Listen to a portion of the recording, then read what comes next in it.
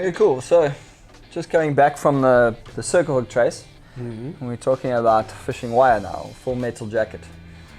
I'm gonna show you two different traces, two different variants, and I'll explain why. And it's again like we were talking about different water and what fish are around, as to why I use the two different traces. Okay. Same thing. Start with the wire. You know, just in Zululand and Vidal and that kind of thing, I use lighter wire, 4, 5, 3 even. In Durban, I use normally. Is that because the water is a little bit cleaner? Cleaner, and the baits are smaller. I mean, if you use the same traces you use up there, here It's like in even Durban, the mackerel you get there always a little bit smaller than the Durban. yeah, mackerel. everything is smaller. So, Yeah.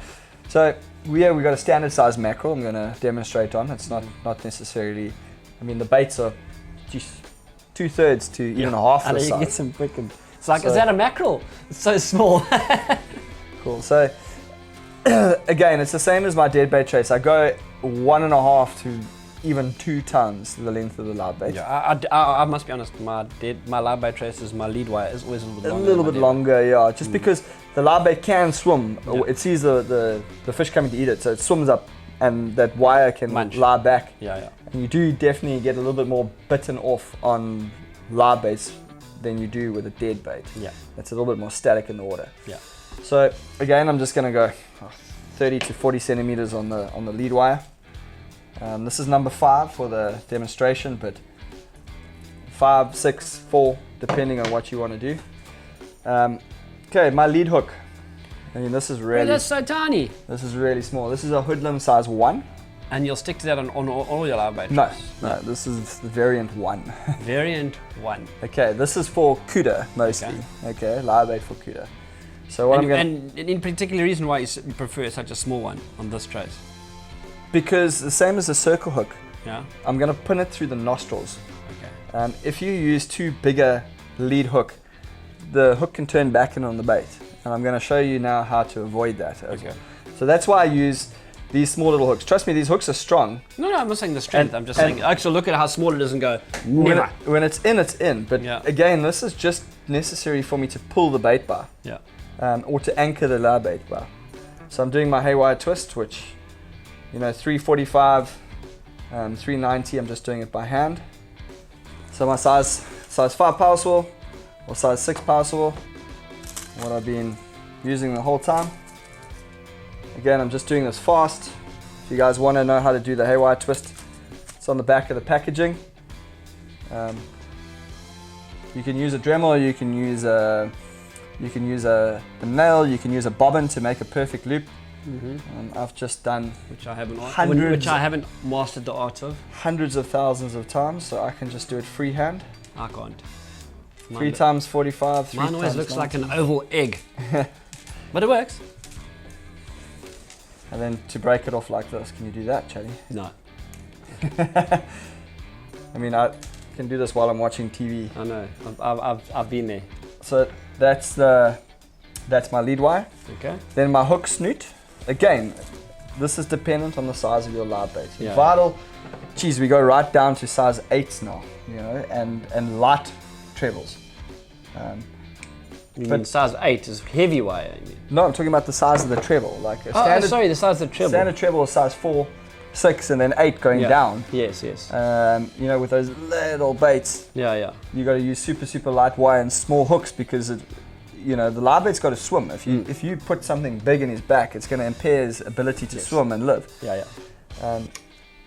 So just for this demonstration, these are size 4s, ultra point mustard. Again, your spacing is according to the size of the bait. With those ultra small live baits, you really got to go small. You're saying it boils down to like.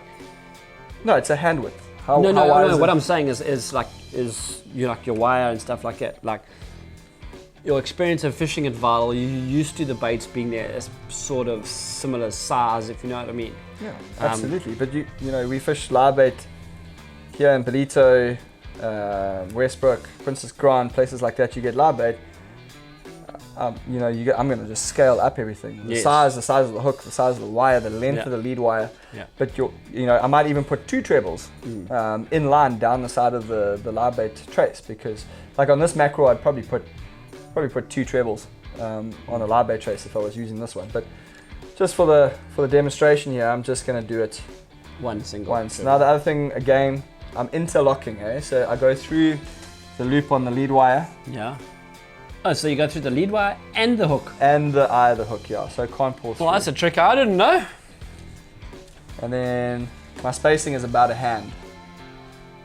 And then I go another hand, put another treble. So if like I if needed you to. weren't Bennett, then you would be a little bit less than a hand, because it takes a hand. So the size of the I won't go hand, we'll go Kuda's mouth width and spacing. Yeah.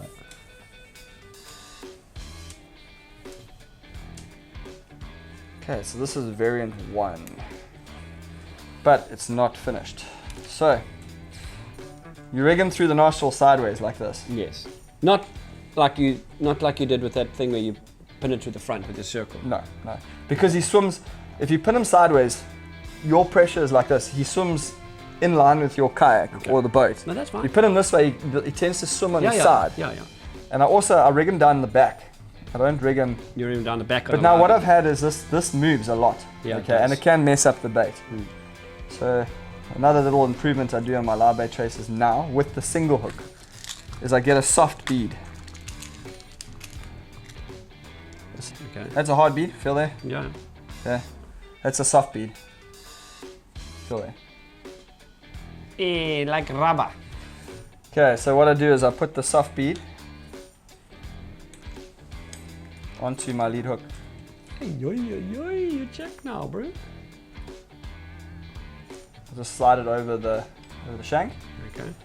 and when you go through here, it just stops you can slide it back, and it locks the bait against the barb, and it can't move. So it's like a stopper. Like a stopper, yeah. It just stops the hook from moving in its nostril. I mean, that's why you're using a soft one, because you won't get a hard one over the. No, you can't push it over Yeah, the you barb. can't push it over the barb. Okay, so that's I saw this on YouTube I see. in Australia, and that's how they rig it.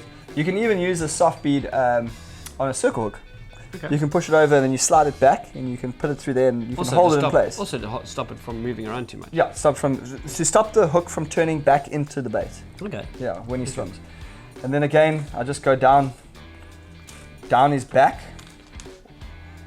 and the live bait, you hook him in like that. He's going to kick, and he's going to kick the treble out. And the treble's going to come like this. And it's going to hook onto the front here. And then you can have a kokololi. Yeah. So what I do is, Kokololi, yeah, remember that one. I put the hook in, Yeah. and I push the barb out. Yes. Okay, I do the same thing.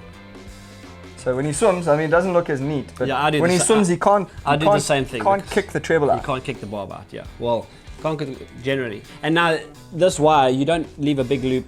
You No. try and Well, no. You want the wire to be as tension as possible. Well, Not- not tension, not tight. but I mean, the bait needs but to straight. swim. Yeah, straight. There we go. straight is the word you're looking for. Straight. Because I have seen a guy will swim a live bait, and you check it, and he's got this like big bow in the wire. I'm like, Well, then "Really?" his trace is the wrong size for the I know, bait. and I'm saying to him, just downsize slightly, you will be surprised. Okay, so that's version 1. Version 1. The other difference I do, okay, so this is for, I would probably put another treble on this size bait. I'm not going to do it now, but this is about a Mars bunker size live bait trace, and I use a single hook here in the front when I'm targeting Kuta specifically. Okay. If there's fish so Kuta will chop the bait. Okay, if there's fish like Dorado, Yeah. and yellowfin tuna, and you've caught them on a wire trace, what hook has hooked them? Like, which hook is in the mouth? It's the front one. Yeah. Because he eats the live bait forward. Yeah. He has to swallow it forward because he doesn't have teeth to cut the bait in half. Okay. So what I do is I put 2 trebles. So instead of having a lead hook here, I put a treble. Treble in the front, treble in the back. Treble in the front, treble in the back. Exactly the same, go through the nostril here. And that's because the Dorado eat it first. And I'm sure you've seen it. The Yeah, lead yeah. hook, and the other treble is normally this back one Either is just dangling hanging or somewhere, or stuck or hook on somewhere. the side, outside of the Yeah. face. Yeah. So if there's lots of Dorado around and tuna around, and I think it's like a 50-50. Yeah.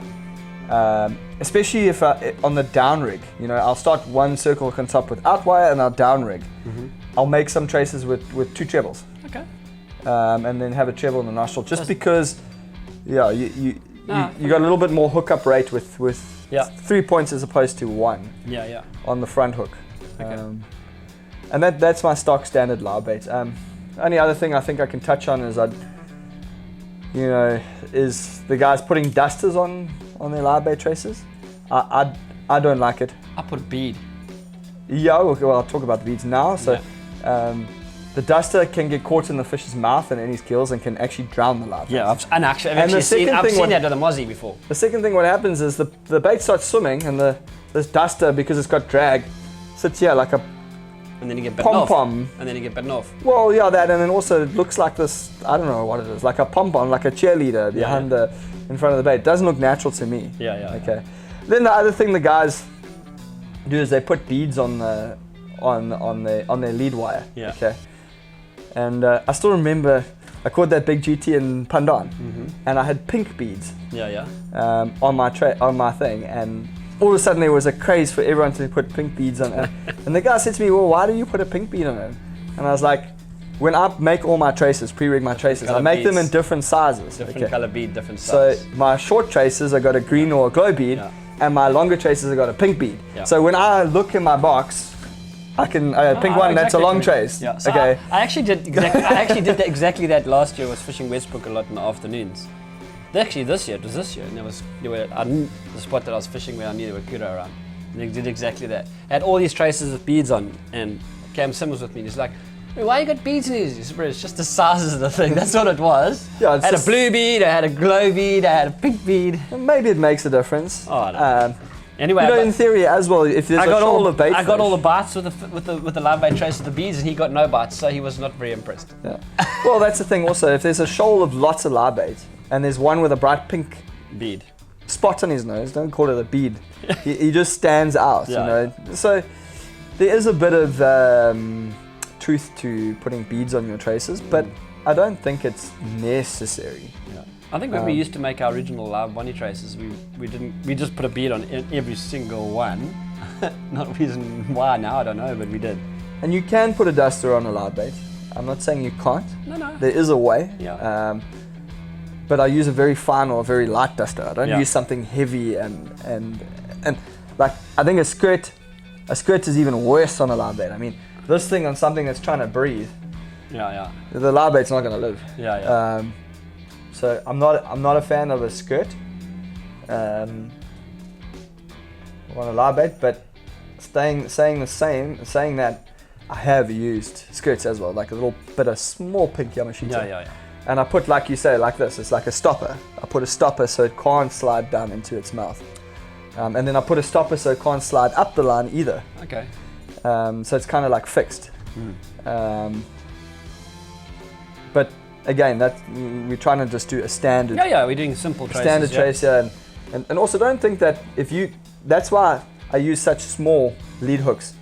It's because the smaller the lead hook, the less chance it is moving it around. Yeah. But that stopper is great, and you can actually use a bigger lead hook with that stopper. That's soft bead you're talking about. Soft bead to stop it, Okay. if you want to. That's why I do it. As I said, I've done all these traces already. They are on YouTube, so I'm just trying to. No, as I've evolved as an angler over the years. No, it's fine. It's like I like to ask questions about it because we always often talk about traces when you go away somewhere and you talk about it, and we always go like, oh yeah, like I haven't tried that, or oh, let me try that. Like that's the first time I've seen the bead on the lead hook. Yeah. Okay. One of my secrets. Yeah, no, I haven't been using it for too long, probably about 2 seasons. Okay. But yeah, definitely, you're always so I'm only looking 2 at years improving. behind. Yeah, that's cool. Thank you. I like that. Cool. I'll be trying that. So, yeah, that's it.